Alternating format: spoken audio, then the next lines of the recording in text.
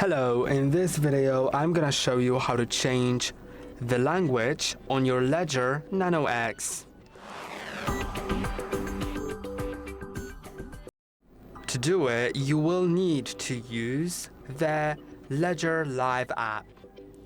Once that's done, once you have the app opened, go to My LEDGER, then select your LEDGER Nano X. Now, go to Language, and you can set it to one from the list, of course. Change language. Now, approve installing language or go to don't install language. I'm gonna approve it. Now it'll process for a moment.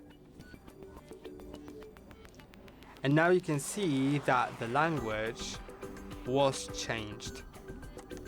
If you want to change it back, of course, then simply switch it to English or any other language that you want to set, and I think you don't even need to confirm it if you are switching to English, because English is the default here. And I hope that this video was helpful. Don't forget to like and subscribe. See you in the next one.